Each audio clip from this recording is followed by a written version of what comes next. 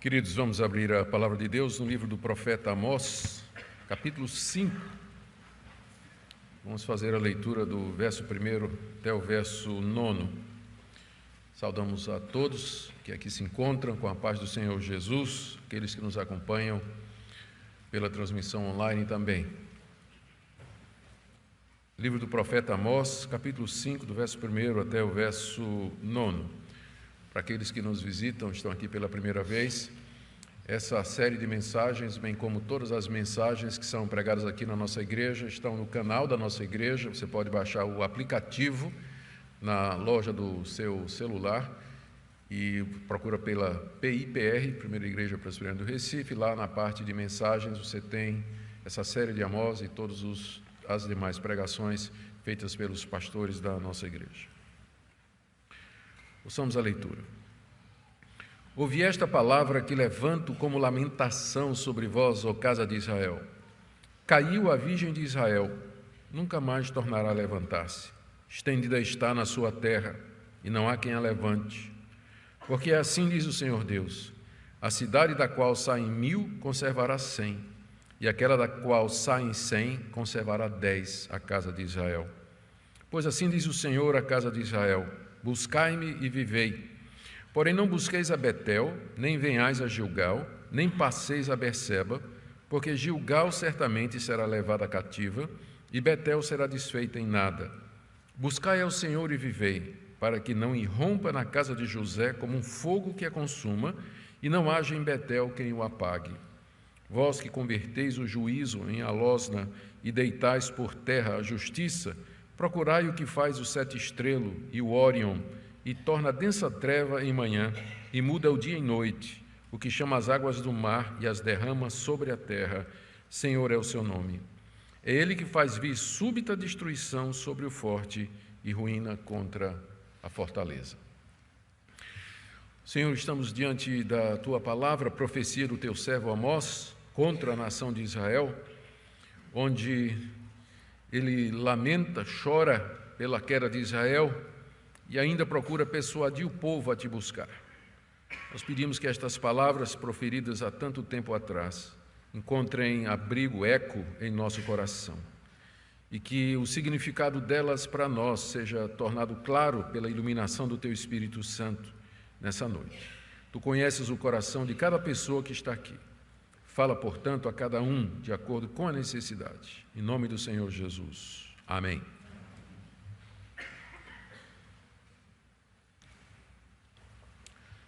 Queridos, a passagem que nós temos diante de nós começa com uma lamentação, uma canção fúnebre feita pelo profeta Amós e entoada sobre a nação de Israel, o reino do norte.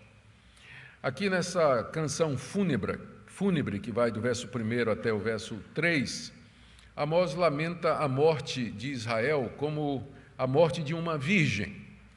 E a causa daquela morte súbita era que, em que pese toda a atividade religiosa que havia na nação de Israel, o povo, na verdade, não estava buscando ao Senhor. Eles iam a 3 santuários. Os 3 santuários aparecem aí no verso 5. Gilgal, Betel e Berseba.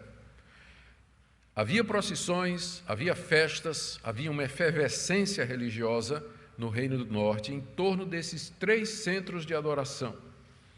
Mas, apesar disso, não era Deus que eles encontravam ali. Amós, então, entoa esse canto fúnebre sobre a nação de Israel como quem está no cemitério enterrando uma moça de 18 anos. Deus haveria de abandonar seu povo e entregá-lo aos seus inimigos, porque nesses lugares eles estavam adorando falsos deuses e oferecendo a Deus um culto que não estava de acordo com aquilo que Deus desejava. E tudo isso apesar de todos os avisos de Deus, como nós vimos na mensagem anterior.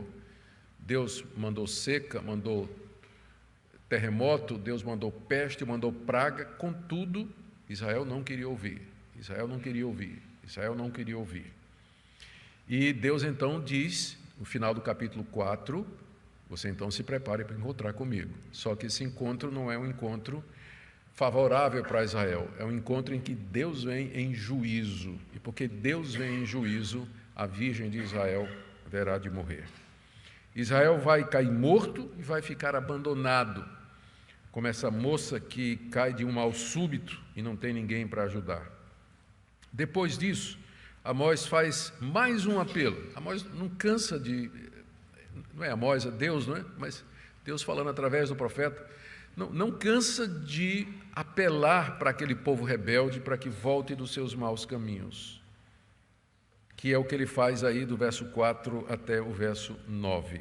Então, a nossa passagem tem duas partes. Primeiro, o canto fúnebre, de 1 a 3, e depois o apelo para que se busque a Deus ainda dava tempo, do verso 4 até o verso 8. Para a gente compreender bem aqui essa passagem, é preciso que a gente lembre um pouquinho da história desses três santuários, que estão mencionados aí no verso 5, Betel, Gilgal e Berseba. Como nós temos dito, após a divisão do reino de Israel com a morte de Salomão, reino do norte, capital Samaria, rei Jeroboão, reino do sul, Judá, capital Jerusalém, o rei Roboão, depois de algum tempo dessa divisão, Jerusalém continuou como o centro único da nação de Israel. Quer seja do norte, as 10 tribos, quer seja do reino do sul, Judá e Benjamim, as 12 tribos se encontravam lá em Jerusalém para adorar a Deus pelo menos 3 vezes ao ano, que são as 3 festas principais, Páscoa, Pentecostes e Tabernáculo. E aí o rei Jeroboão do norte, ele pensou, disse, bom, o meu povo está indo lá no reino do sul, para Jerusalém, para adorar a Deus. Vai que eles vão voltar para Davi. Vai que eles vão me tirar de ser rei, vão querer Roboão, que é da linhagem de Davi. O que é que eu vou fazer? Então ele teve uma brilhante ideia. Ele pegou 2 pontos de referência na história de Israel, primeiro Betel e o segundo Gilgal, construiu templos em cada um deles, colocou uma imagem de um bezerro de ouro e disse, estes são os deuses que na verdade tiraram vocês da terra do Egito. Vocês não precisam ir a Jerusalém adorar. Vocês adoram aqui em Betel, que ficava um pouco ao norte de Jerusalém, e Gilgal, que ficava no extremo norte, na região da tribo de Dan. E ainda tinha um terceiro local de adoração, que era Berseba, que ficava ao sul de Jerusalém. Não estava no reino do norte, mas era um centro de peregrinação também. Então, pelo menos 3 vezes ao ano, as 10 tribos iam para esses 2 locais, Betel e Gilgal, e desciam para Berseba para adorar a Deus. E lá havia esse culto misto, não era um culto verdadeiro a Deus, não era da forma como Deus havia determinado. Então, na época de Amós, que já era o rei Jeroboão II, havia toda essa atividade religiosa. Havia procissões, havia romarias, havia viagens religiosas, peregrinações que as pessoas faziam para esses 3 centros, particularmente o Reino do Norte fazia isso. E Deus manda Amós falar contra isso.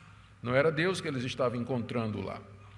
Nesses lugares, o rei Jeroboão I, ele colocou altares, como nós já vimos, ele pegou sacerdotes que não eram da tribo de Levi, e ele imitou o culto que era feito em Jerusalém. Era um culto parecido, seguia o mesmo ritual, sacrifício de animais, ofertas queimadas, holocaustos, ofertas de gratidão, incenso. Seguia o culto de Jerusalém, mas era fake. Não era dedicado a Deus, era voltado para o bezerro de ouro, ou então para outros deuses que eram adorados naquele local. Cada santuário, como eu disse, estava ligado a uma dessas cidades que tinha uma história importante em Israel. Betel, por exemplo, que estava lá no Reino do Norte, um pouco acima de Jerusalém, se você olhar no mapa, foi lá em Betel que Jacó, fugindo do seu irmão Esaú, quem não conhece a história, não é?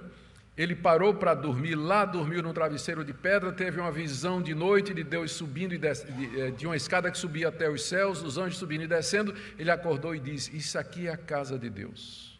E deu o nome daquela região de Betel, que significa exatamente isso, casa de Deus.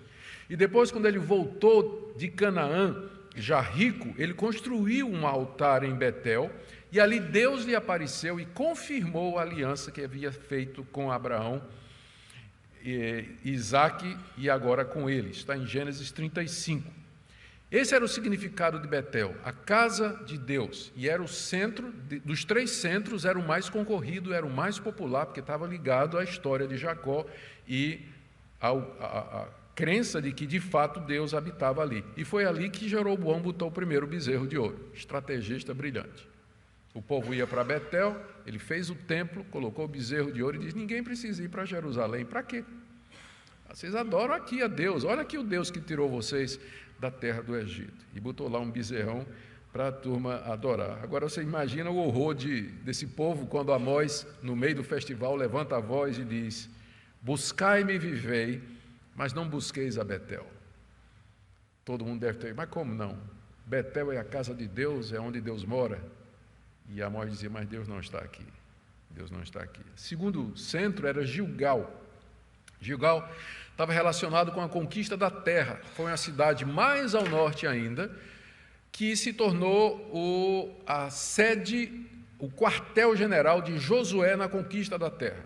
Foi de lá, por ali, que Josué entrou com os exércitos de Israel para tomar toda a terra. Gilgal era de onde saíam os exércitos, é onde tinha um acampamento militar.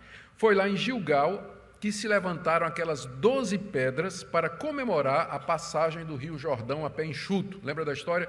Passaram o rio Jordão, aí Josué diz: peguem 12 pedras, cada um representando as tribos de Israel, vamos fazer aqui um altar, aliás, um monumento para lembrar que nós passamos a pé enxuto aqui. E foi lá em Gilgal que eles celebraram a primeira Páscoa e circuncidaram os filhos de Israel pela primeira vez depois de 40 anos no deserto.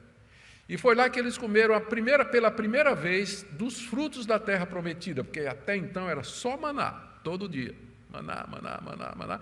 Ali, que alívio, né? Finalmente, depois de 40 anos comendo maná, vamos comer uma maçãzinha, uva, vamos comer cereal, vamos ter tanta coisa gostosa, né? Então, Gilgal, na mente do israelita, era o símbolo da promessa de Deus que ele cumpriu entregando a terra prometida. Gilgal significava isso: essa terra é nossa, foi Deus que nos deu essa terra. Jeroboão, que não era bobo, colocou ali o segundo bezerro de ouro. Vocês não precisam ir para Jerusalém, vocês adoram a Deus em Betel e vocês adoram a Deus em Gilgal. Betel, casa de Deus, Gilgal, essa terra é nossa. E tinha um terceiro santuário que estava mais ao sul, dentro da terra de Judá, que era Berseba, que estava ligado ao grande trio histórico, Abraão, Isaque e Jacó. Foi lá que Abraão, a história está em Gênesis 21, ouviu quando um rei pagão lhe disse: Deus está contigo. E foi lá nesse mesmo lugar, em Berseba, que Isaque teve uma visão, onde Deus lhe disse: não temas, porque eu sou contigo.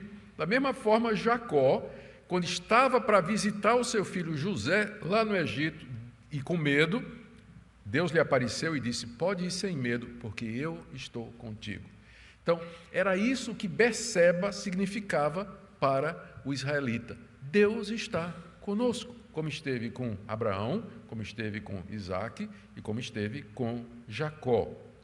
Foi aqui que ele fez todas essas promessas. No capítulo 5, verso 14, você vê Amós dizendo: buscai o bem e não o mal, para que vivais, e assim o Senhor, o Deus de Israel, estará convosco, como dizeis. Porque era isso que eles diziam: Deus está conosco, nós somos o povo de Deus, Deus está conosco. Então, nessas festas, esses 3 centros ficavam extremamente concorridos de povo.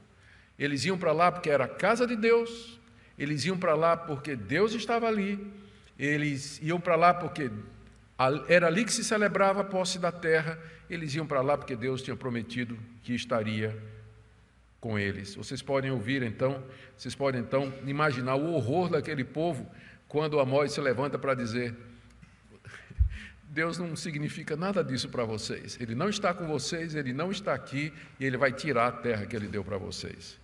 E é no meio, então, dessa euforia das peregrinações que Amós entoa um canto fúnebre. Vocês podem imaginar isso, um velório, aliás, uma festa, e de repente chega alguém e começa a cantar marcha fúnebre.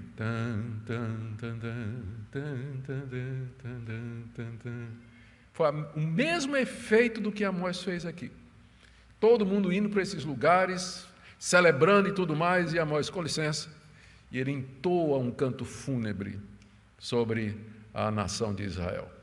O profeta era corajoso, né? Peitudo mesmo, Amós. Exatamente o tipo de profeta que Deus precisava mandar para aquele povo. Vamos ver aqui a lamentação de Amós, dos versos de 1 a 3. Ouvi essa palavra que levanto como lamentação sobre vós, ou casa de Israel. Lamentação, como já disse, era um canto fúnebre que geralmente era entoado nos enterros. Tinha até um grupo que ganhava dinheiro com isso, chamadas carpideiras, que eram as choradeiras profissionais.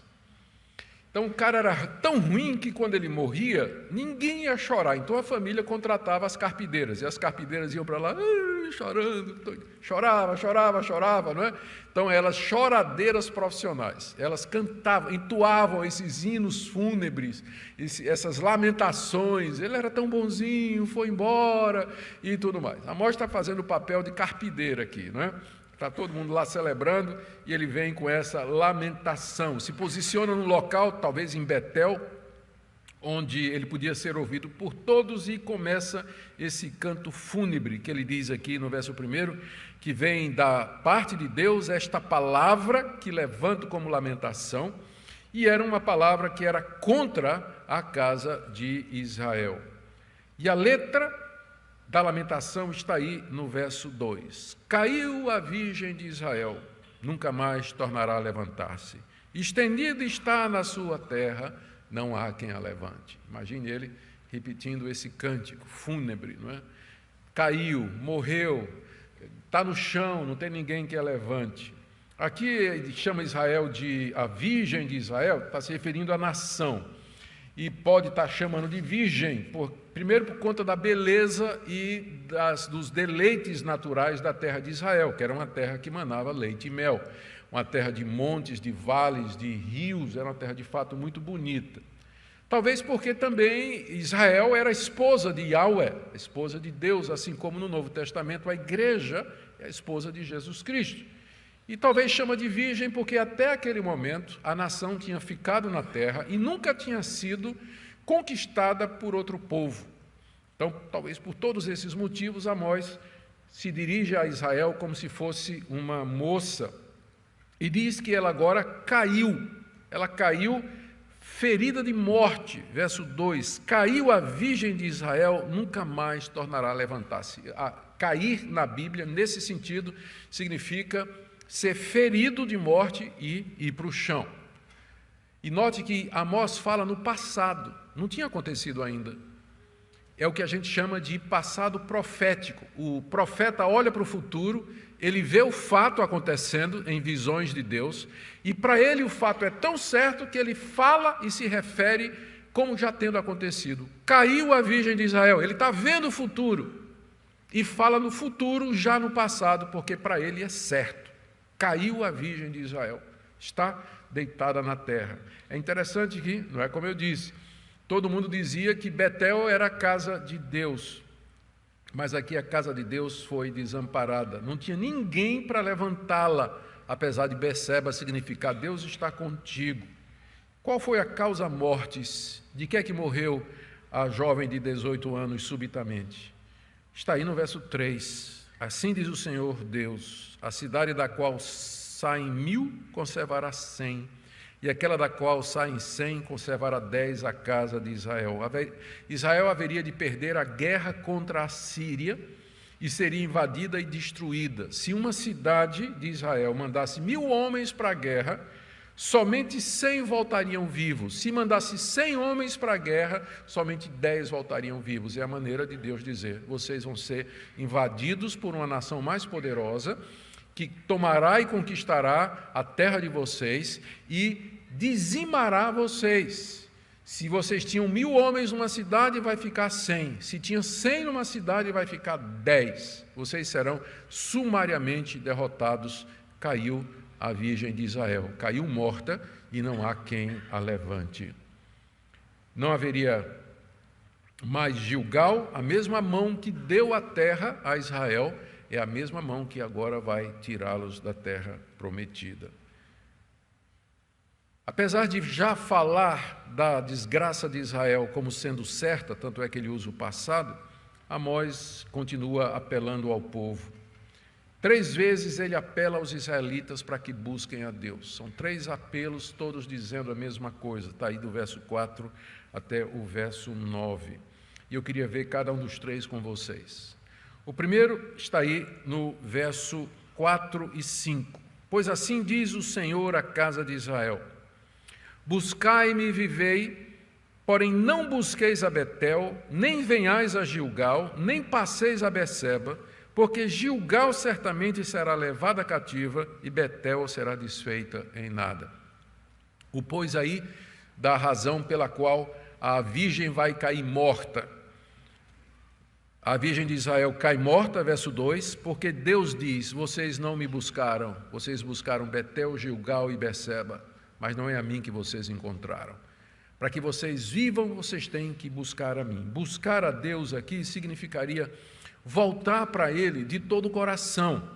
Significaria parar de ir para aqueles santuários onde se adoravam deuses falsos, se adoravam ídolos, oferecendo a Deus um culto que Ele nunca havia determinado. Significaria oferecer a Deus o culto verdadeiro no local que Deus tinha estabelecido, que era Jerusalém. É isso que significa: buscai-me e vivei. Mas não busquem Betel, nem venham a Gilgal e não passem a Berseba. Por quê?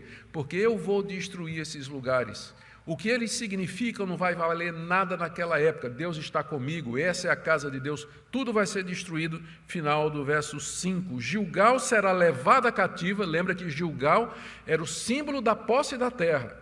Gilgal vai ser levada cativa para fora da terra.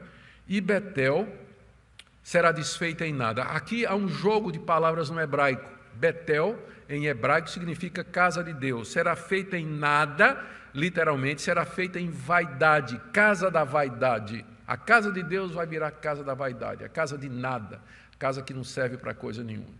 Amós está se referindo à destruição que viria através do exército assírio. Então, ele diz: ainda tem tempo, eu estou vendo a virgem caída, morta, mas Deus é misericordioso, ainda tem tempo. Busquem a Deus para que vocês vivam. Viver aqui significa escapar da destruição.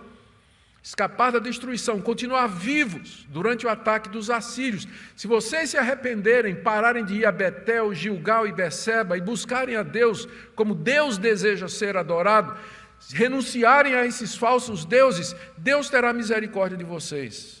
Busquem a Deus para que vocês escapem, para que vocês vivam, sobrevivam esse ataque terrível que haverá de vir sobre vocês. O segundo apelo está no verso 6. Buscai ao Senhor e vivei, para que não irrompa na casa de José como um fogo que a consuma, e não haja em Betel quem o apague. Mais uma vez, é o mesmo apelo. Busquem a Deus para que vocês escapem. E a razão é para que Deus não irrompa na casa de José como um fogo. Casa de José, o filho de José era um dos filhos de Jacó, e o filho dele, Efraim, deu nome à tribo mais poderosa das 10 tribos do norte. Então, casa de José aqui significa as 10 tribos, das quais Efraim era a tribo mais forte, que era um dos filhos de José. Então, casa de José está tomando aqui a parte pelo todo. Então, é essa a referência. Deus está dizendo: voltem para mim, se convertam a mim para que vocês vivam, senão eu vou mandar um incêndio, um fogo contra as 10 tribos que estão no norte. E não vai ter quem apague. E ele diz aqui, no verso 6, e não haverá em Betel quem apague. Quem é que estava em Betel? O bezerro de ouro. É como se Deus dissesse: eu quero ver se esse bezerro é Deus mesmo. Eu vou mandar um incêndio, vou mandar uma invasão contra vocês, vê se esse bezerro salva vocês. Não haverá em Betel quem apague o fogo que eu vou mandar contra vocês. Porque se Deus é falso, Ele não é Deus. Se vocês querem vida, venham a mim, buscai-me e vivei, diz o Senhor. O terceiro apelo começa aí no verso 7. Vós que converteis o juízo em alosna e deitais por terra a justiça, procurai, mesma coisa de buscai, Procurai o que faz o sete estrelo e o Órion, e torna a densa treva em manhã, muda dia em noite, o que chama as águas do mar, derrama sobre a terra. O Senhor é o seu nome, é Ele que faz vir súbita destruição sobre o forte e ruína contra a fortaleza. Esse apelo aqui, ele é dirigido em particular aos juízes e poderosos, verso 7. Vós que converteis o juízo em alosna. Alosna é uma flor, é uma planta amarga, que seria equivalente em português ao absinto.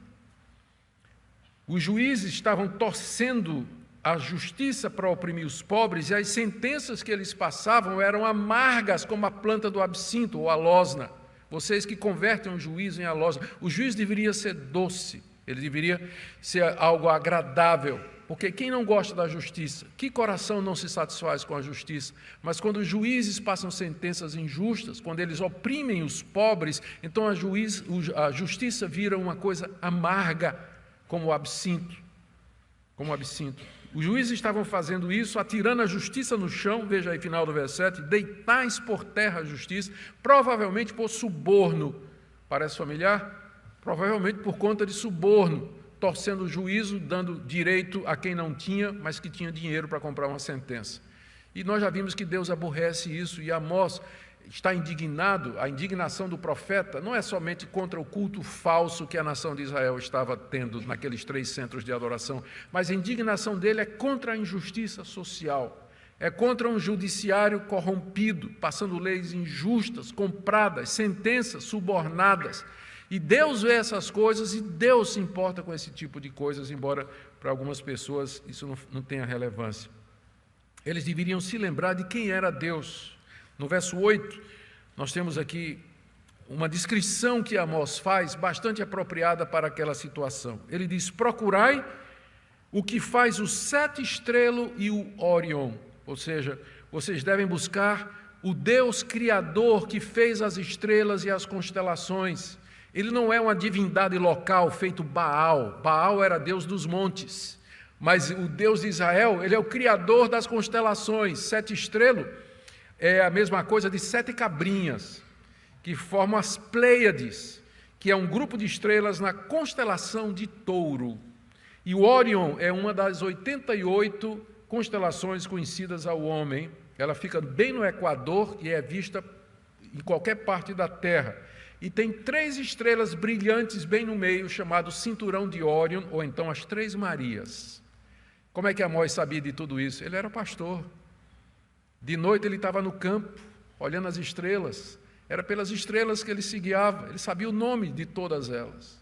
Por isso ele diz aos juízes lá de Betel, procurem, se vocês querem viver, vocês têm que procurar aquele que fez as constelações, aquele que é o Criador, aquele que é Senhor, de cuja mão saíram as estrelas, os poderes celestiais.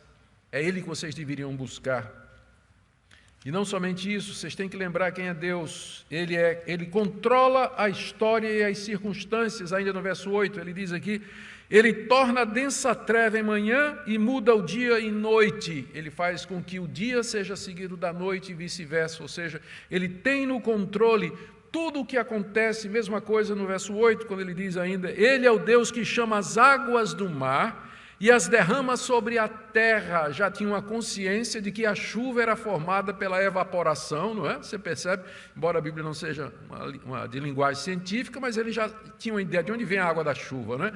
Então, Deus chama a água do mar e derrama sobre a terra. Ele é o Deus que controla a natureza. É esse Deus que vocês têm que procurar, e não um bezerro de ouro. Ele é o Deus Todo-Poderoso. Verso 9, final. O Senhor é o seu nome, palavra que Amós usa aqui para Deus, a palavra Senhor é Yahweh, que é o Deus, é o nome com o qual Deus se revelou à nação de Israel. Yahweh significa eu sou o que sou, e se refere à eternidade de Deus, à sua onipotência, à sua onipresença, à sua divindade, por assim dizer. É o nome que melhor define quem Deus é, e é o nome que Amós está usando aqui. O nome dele, desse Deus que é criador de todas as coisas, que controla todas as coisas, que tem um poder sobre a natureza e as circunstâncias, esse Deus, o nome dele é Yahweh. É o nome com o qual ele se revelou a Moisés, é o nome do Deus da aliança, de quem vocês pertencem. E ele termina no verso 9, é ele que faz vir súbita destruição sobre o forte e ruína contra a fortaleza. Ele é muito mais forte do que vocês, diz Amós. Ele traz destruição sobre o forte. Vocês pensam que são fortes, vocês são juízes, são poderosos, estão dando sentença errada, comprando o direito, enriquecendo as custas do oprimido, mas Deus é mais forte do que vocês e ele vai trazer súbita destruição e ruína contra a fortaleza, as cidades edificadas, as mansões sobre os montes de Samaria e de toda a terra de Israel. É isso que Amós está dizendo aqui. Primeiro, ele canta a morte de Israel, caiu a virgem de Israel. E aí, coração cheio de compaixão, ele diz, mas ainda tem tempo. Buscai a Deus e vivei. Não vão a Betel, não vão a Gilgal, não vão a Berseba, porque esses lugares serão todos destruídos. E lá você tem um culto falso, vocês não vão encontrar Deus lá. Busquem a Deus para que ele não venha como um incêndio sobre a casa de José, e bezerro nenhum vai salvar vocês da ira de Deus, nenhum Deus desses que vocês adoram pode suster ou apagar a ira de Deus. Procurem aquele que faz as estrelas, que muda o dia em noite, que traz a chuva sobre a terra, que destrói o forte, é ele que vocês devem buscar para que vocês possam viver. Essa passagem nos ensina tantas coisas. Eu selecionei 3 ou 4 aqui para trazer como aplicação para nós. Primeiro, a veracidade da profecia bíblica. Não cansamos de nos admirar com a precisão das palavras de Amós. Tudo o que Amós disse aconteceu. Os últimos 20 anos do Reino do Norte foram marcados por muitas tensões internas, com golpes de Estado, golpes políticos internos. Cerca de 40 ou 50 anos depois que Amós disse essas palavras, exatamente no ano 722, o rei assírio Sargão II invadiu o Reino do Norte, destruiu todas as cidades fortificadas, invadiu completamente a terra, matou milhares de judeus e trasladou o que sobrou das 10 tribos para a Síria. Cerca de 50 anos depois que Amós disse essa palavra, no ano 722 a.C., Sargão II entrou no Reino do Norte e fez exatamente e cumpriu a visão que Amós viu. A virgem caiu morta, está estendida no chão e não tem ninguém para ajudá-la. A história provou que Amós era um profeta da parte de Deus, e a história prova que a Bíblia é a palavra de Deus. A história nos dá evidências e confirmações daquilo que nós já sabemos, a inerrância da Escritura. Segundo ponto que eu queria trazer aqui, que o texto nos ensina. Deus quer que nós o adoremos da maneira correta. Ele não aceita que nós inventemos culto. Eu não duvido que no meio das 10 tribos tinha israelitas sinceros, que estavam seguindo os seus líderes, iam para Betel, Gilgal e Berseba para adorar a Deus através do bezerro de ouro. Eram sinceros de todo o coração. Contudo, o que torna um culto aceitável a Deus não é somente sinceridade, é que o culto seja oferecido a Deus de acordo com os princípios que Deus revelou. Você não pode adorar a Deus do jeito que você quiser. Você não pode inventar culto a Deus. Igreja nenhuma pode inventar culto a Deus. Cabe-nos estudar a Bíblia e perguntar qual é o culto que Deus nos revelou. De que maneira Deus deseja ser adorado. Porque por mais bem intencionados que os israelitas do Reino do Norte, das 10 tribos fossem, Deus não aceitava o que estava sendo feito em Gilgal, em Berseba e em Betel, porque era contra a sua palavra, era contra a maneira que ele revelou como ele deseja ser adorado. Eu sei que em nome do Espírito Santo, pastores e líderes, eles têm inventado formas de culto, dizendo que onde está o Espírito do Senhor, aí tem liberdade. Tirando o texto fora do contexto, porque não é isso que essa passagem de 1 Coríntios capítulo 3 quer dizer. Está se referindo à liberdade para a gente ler o Antigo Testamento sem o véu e entender Jesus Cristo. Não tem nada a ver com culto essa passagem, onde está o Espírito do Senhor, aí há liberdade. Então, em nome dessa suposta liberdade no espírito, você vê aí pastores estimulando o culto, onde tem todo tipo de macaquice. Eu já mencionei para vocês até um vídeo que tem na internet de um pastor subindo num pau de sebo durante o culto na igreja, sob pretensão de que o Espírito Santo tinha vindo sobre ele. Aí, doido, tem gente que cai no chão, gente fica andando feito animal, imitando bicho, caindo no espírito, plantando bananeira, trenzinho de Jesus e por aí vai. Nós não podemos inventar maneira de adorar a Deus, gente. Deus é que diz de que forma Ele quer ser adorado. É isso que essa passagem ensina. Deus zela pelo seu culto. Deus zela pelo seu culto. E nós queremos oferecer a Deus um culto que seja de acordo com isso. Isso não quer dizer que coisas como sinceridade, devoção, fervor não sejam importantes. Nós devemos fazer um culto que seja na forma igual ao que Deus deseja e em espírito de acordo com aquelas disposições que agradam a Deus, sinceridade de coração, zelo, fervor, como o apóstolo Paulo diz, sede fervorosos de espírito servindo ao Senhor, cantar com ânimo, ouvir a palavra com atenção, ouvir a pregação da palavra de Deus com o coração aberto, na hora da oração, de fato, buscar a Deus e não ficar pensando no como você vai pagar suas contas segunda-feira, embora você possa pedir a Deus por isso também.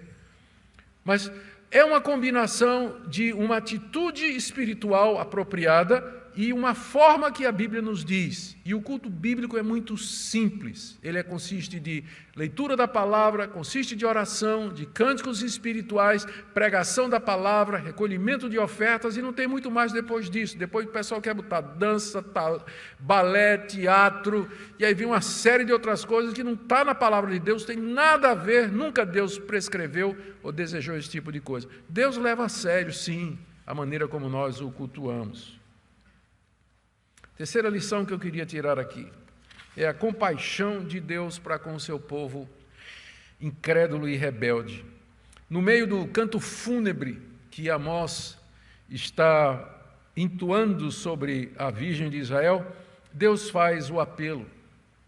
Deus faz o apelo, buscai-me e vivei, 3 vezes, dizendo assim, está à porta a morte de vocês, mas ainda dá tempo, se vocês me buscarem, eu posso não trazer o castigo como eu disse que traria, como ele fez com os ninivitas. Jonas, ele mandou Jonas, Jonas é um pouco antes de Amós, Jonas tinha ido aos ninivitas dizendo, em 40 dias Nínive será subvertida. O que aconteceu? Os ninivitas se arrependeram, e Deus então não destruiu Nínive, para a tristeza de Jonas, que queria ver o circo pegar fogo, para a tristeza de Jonas, mas Deus perdoou aquele povo.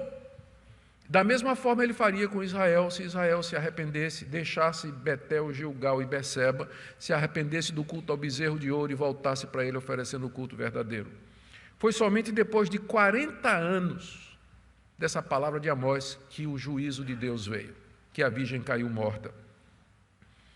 Nesse tempo, nesses 40 anos, Deus mandou ainda Amós, Oséias, Miqueias, Isaías e talvez Joel, que é meio difícil de datar, mas provavelmente Joel desse período depois de Amós. Deus ainda mandou pelo menos mais 6 profetas falar a Israel e chamar Israel ao arrependimento. E finalmente, Deus veio nos chamar na pessoa de Jesus Cristo. Ele veio, em vez de mandar mensageiros, ele disse, então agora sou eu que vou. E ele veio, na pessoa de Jesus de Nazaré. E ele nos chama, vinde a mim, todos vós que estáis cansados e oprimidos, eu vos aliviarei. Ele nos chama dizendo, eu sou o caminho, a verdade e a vida. Ninguém vem ao Pai senão por mim. Ele nos chama dizendo, quem crê em mim tem a vida eterna. É o Deus que não desiste do seu povo e finalmente veio nos chamar pessoalmente em Jesus Cristo. Portanto, irmãos, como escaparemos nós se não ouvirmos o último e o maior apelo de Deus, que foi feito na pessoa do seu Filho? Não há outro apelo maior. Buscai-me e vivei, buscai-me e vivei. Você quer viver? Viver eternamente? Quer escapar da condenação dos seus pecados, do juízo de Deus pela dureza do seu coração? Buscai-me e vivei, diz o Senhor. Se arrependa das obras mortas, do culto falso, dos deuses e dos ídolos do seu coração e se volte para Deus em arrependimento, porque Ele é misericordioso, longânimo e pronto para perdoar. Oremos. Se não fosse a tua misericórdia, ó Deus, nós já estaríamos destruídos pela dureza do nosso coração. Queremos confessar isso essa noite. Te damos graças porque tu nos vieste chamar, não mais na palavra ou na pessoa dos profetas, mas tu vieste nos chamar na pessoa do teu Filho Jesus Cristo. Estivesses entre nós, andastes no nosso chão, bebesse nossa água, respirastes o nosso ar, te tornastes um de nós, para que pudestes nos chamar de maneira que pudéssemos compreender. Senhor, se alguém aqui nesta noite há, que ainda está buscando Betel, Gilgal, Beceba, outros deuses, ídolos do seu coração, e não se voltou inteiramente a Ti, nós queremos pedir que nessa noite a voz do Teu Filho Jesus encontre eco nesse coração, que essa pessoa possa, arrependida, abandonar o seu pecado, a sua idolatria, a sua indiferença, a sua incredulidade e buscar aquele que faz as constelações, que controla a natureza, que guia a história e que é o Deus poderoso. Ó Deus, ouve a nossa oração, em nome do Senhor Jesus. Amém.